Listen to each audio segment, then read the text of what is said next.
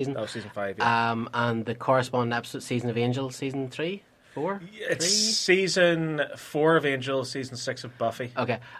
Angel is far superior at the moment. It's such a good show, isn't it? Angel is far superior. But I mean, like with Angel, you can see the steady rise in quality through each series. With Buffy, it's kind of like a little graph where it kind of has its high points, has its low points.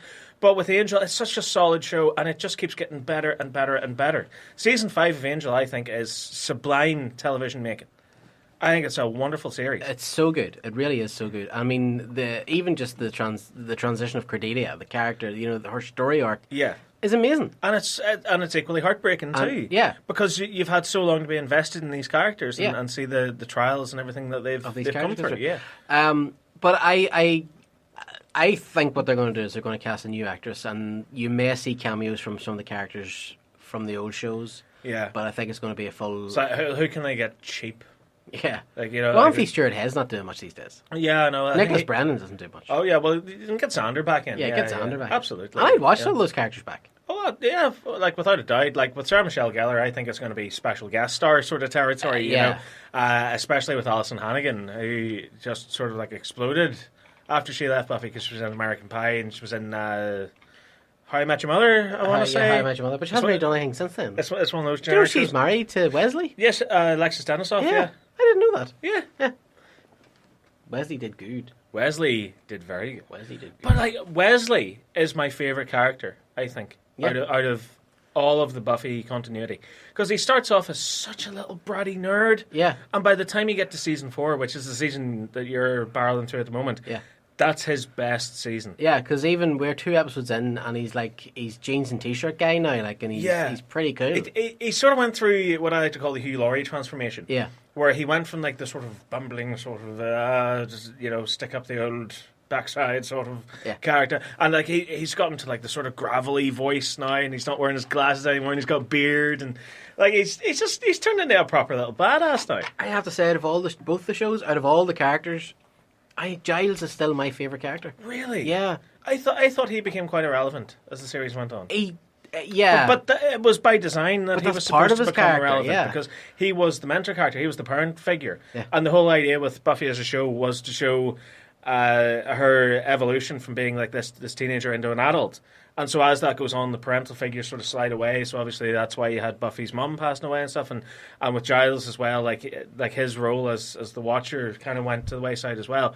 But I like Giles enough, but Wesley's where it's at. Yeah, Wesley is class, but it's just like the Glory story line. There was like this bit where Giles had caught one of Glory's sort of henchmen guys, the wee reptile-y looking guys. And he was torturing him. And he was torturing him, and he's trying to get information out of him, and the guy wasn't talking. And he said to Willow or whatever, he was like, "Oh, look at that shelf. Is this?" And they looked away, and you just heard this. And the next thing, a guy was like, "I'll tell you where she is." And they're like, "What was that?" And he's like, "Nothing." Yeah. See, I like Giles' backstory. And they were thrown around there for a couple of years after Buffy ended. They were going to do a Giles spin-off called Ripper. Yeah. I would have been front row seats for that. Absolutely. Because, Giles' story is pretty much over by the time we meet him. Because he's sort of this burned out, kind of bookworm, stuffy guy. But then, as the series goes on, you get these little sort of trickles. Yeah, and what do you call? Remember the character Ethan Rain. Ethan Rain. Yeah, like basically him and Ethan Rain when they were teenagers, I dropped out of the Watchers in a Council. heartbeat. I'd start getting into like black magic and everything. Yeah, and the episode, remember the one I didn't get drunk? Yeah, that was season 4. Season 4, and then Giles woke up as a demon. Yeah, I mean, listen, anybody who doesn't know Buffy the Vampire Slayer is listening to this right now, but this show sounds awful, but it's not awful. It's brilliant. It's not awful, but it's amazing. Do you know what? Actually, a friend of mine, Dominic, he's starting to watch Buffy now. Like, he's finally been bitten by the bug, and I think it's either his girlfriend or a couple of his friends have said, right, okay, give Buffy a go. Yeah. And the first piece of advice I gave to him is the first piece of advice I'll give anyone with Buffy: stick with it. Yeah, the first 3 or 4 episodes are. I would say most of the first season of Buffy is ropey. Yeah. Because they're trying to find their footing. Because they'd never really done this before on TV. It was kind of like the X-Files meets 90210. Yeah, and it's just Monster of the Week territory, isn't it? It is, yeah. But honestly, once it gets going, you will be hooked on it. Once Spike comes into it, Season 2, it's a whole different ballgame. It is. Because wonderful... Angel is pure beige in Buffy, like. He's pure beige. Yeah. But Spike comes in and rocks the boat. It's quite ironic that not until Angel gets his own spin-off that you realise that he's a wonderful character. I remember watching Angel and thinking, this is what a Batman TV show would be. Yeah. It's basically Batman. Because there's like loads of all these shows where I'm like perched on buildings looking over and you know, big billowy coat and all. And he's a detective as well. He's a detective, you know, so. And he's got his Bat family in the Bat Cave and, you know. So I always liked it in that respect. But yeah, Angel, by the time you get to the later series, is far superior. It's such a damn good show. It's such a good show. And Lorne is such a great character. Yeah. The guy that played him unfortunately passed away. Yeah, the guy who played Ethan Rain's dead as well. Is he? Yeah. Oh, man. Yeah. We're getting old now. We are getting old. Right.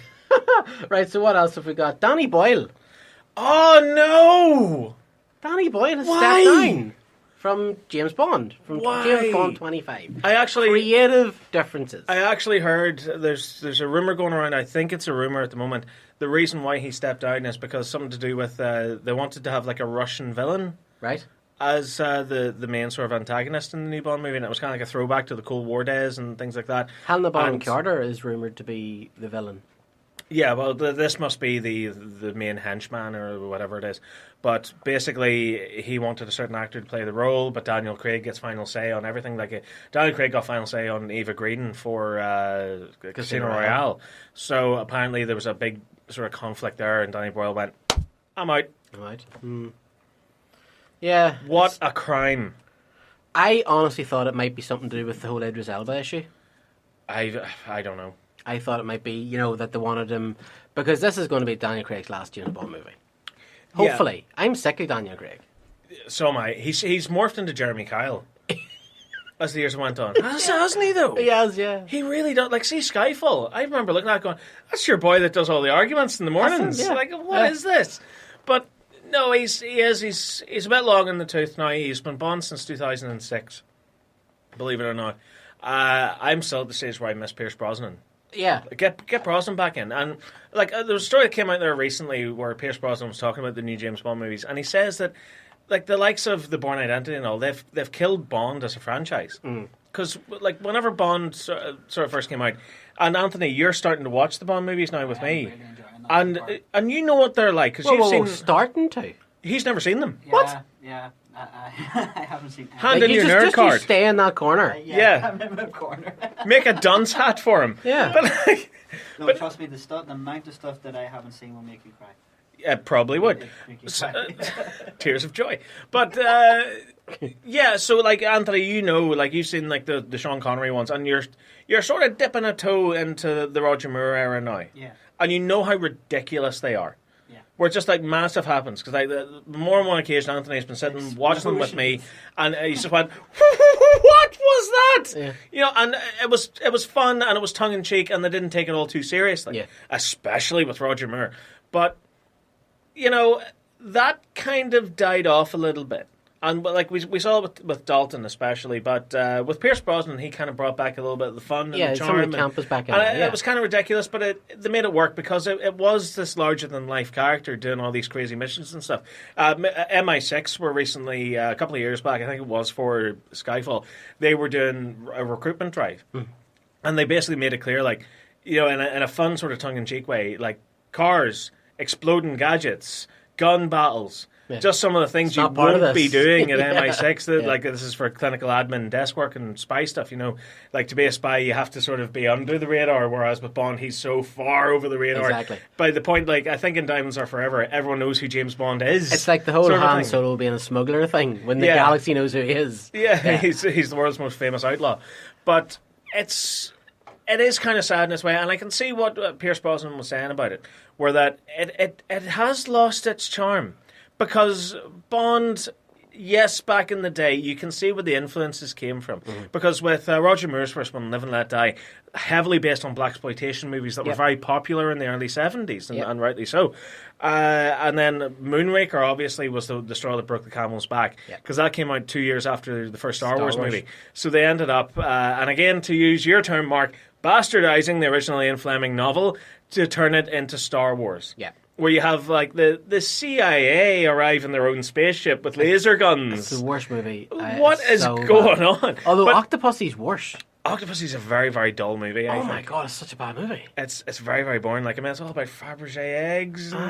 And like the whole circus thing at the end, where and the car on the train tracks, and Roger Moore dressed up like a clown trying to defuse a bomb. No, it's brilliant. What is going on? But the Bond movies tend to borrow a little bit of whatever's popular at the time. I'll throw it into the mix. It's just a little bit of flavour. Yeah. Where they went wrong with the Daniel Craig movies was that they tried to copy Jason Bourne verbatim, and it doesn't work. Yeah. Because it just comes off as a sad kind of ghost of what a Jason Bourne movie would be. Yeah. I mean, especially with Quantum of Solace, it's practically unwatchable. It's a horrible movie. I can't get past it. It's a horrible movie. Like, do you know what the average rate of edits are in that movie? 1.5 seconds. Yeah. So literally every 1.5 seconds, there's a different shot. There's a different shot. And it's practically unwatchable. And they tried to do the whole thing... what was the one that came out in 2007? The Bourne Ultimatum. Mm-hmm. Do you know the rooftop chase? Yes. They tried doing that in Quantum of Solace, and it just came off as such a bad, cheesy, cheap knockoff. Yeah. So, obviously another big factor into what has sort of damaged Bond over the last 20 years or so is the Austin Powers movies, where they very much lampooned the early sort of years, and I think especially Mike Myers has this sort of mad love affair with On Her Majesty's Secret Service. So that's the sort of, he's playing the sort of Lazenby kind of swinging 60s Bond type character, and it's just it's a nice sort of fun little lampoon of the tropes of classic Bond movies, but it's not essentially there to dig a knife into its side. It's there to sort of lovingly parody it. So if Bond sort of kept the way it was going with Pierce Brosnan, and again maybe reel it back in a little bit after Die Another Day, which was just nuts, like it needs that sort of campy, larger than life tone. Yeah. Like the best way that I can sort of describe it is if you watch, like, say, the Connery Bond movies, it's the equivalent of watching the Adam West Batman TV show, where everything's sort of crazy and larger than life. I mean, like, there's a great scene in the Batman 66 movie where a guy lands on a box. The box is a catapult that throws him through a skylight. He tumbles through the air, lands in the ocean on an exploding shark, which blows him up. Yeah. I can see that happening in a Bond movie. Like, it's just this far-out nonsense. And we need that escapism. Like, I don't understand what happened the last couple of years where movies have to be dark, gritty reboots all the time. Yeah. Give us something that's just daft and fun that we can sit back and enjoy. I will watch that in spades. Like, I will always make time for a Roger Moore Bond movie. The problem the is, likes of Skyfall or Spectre. Once James Bond tries copying anybody, you're in trouble right away. Because James Bond is its own unique flavour, it's its own unique thing. The Bourne, it's like saying that Iron Man ruined the Batman franchise, or Batman ruined the Avengers franchise, or... No, it didn't. They're all their own completely different things, and, the Bourne movies, and even the Mission Impossible movies, because what's going to top Fallout, Mission Impossible Fallout? Like, I'll tell you now, I love myself a good steak. A good steak. Okay. But if I had steak for every meal, yeah, I'd begin to hate it. Exactly. Like, you need those different little extra entrees and different bits and pieces in order to fully enjoy a proper meal, just as you do when you go to the cinema. You don't want to go to the cinema and see the same thing over and over and over again. And we're seeing it now so much from so many things. Star Wars, Ghostbusters, the DC movies, even the Marvel movies to a certain... They're trying to mimic what they think is the hip new thing, the cool thing, and once they do that, they lose their way. And you either keep going down that road and completely lose the fan base and have to reboot, or you just go, well, okay, we were wrong, sorry. But you see, I don't think there is anything cool that you can lampoon anymore, because obviously with the Marvel movies... The post-joke era. Yeah, the post-joke era that we were talking about last week. Like, with the Marvel movies and everything like that, like, yes, they have taken inspiration from different other parts of nerd culture and cinema culture and what have you. But in this day and age, the big thing is SJWs, political correctness, and all this sort of nonsense. Yeah. And it's not positive. It's bile and it's hatred. It's, no, this should be this and that should be that, and why haven't you cast an Asian actor for this? And sort of thing. So you'll end up starting to see, and it's happening already, and it really winds me up. Again, no problem with a black actor being cast, no problem with a woman being cast, no problem with anyone of any other ethnic background or religion being cast in anything. It doesn't matter. Are they a good actor? Are they a fit for the role? Exactly. And studios are starting to lose that now. Where studios are like, okay, well, we have to make up this demographic and we have to appease these people because they're the ones that are screaming the loudest. So instead of casting, say, for example, if you're recasting Bond,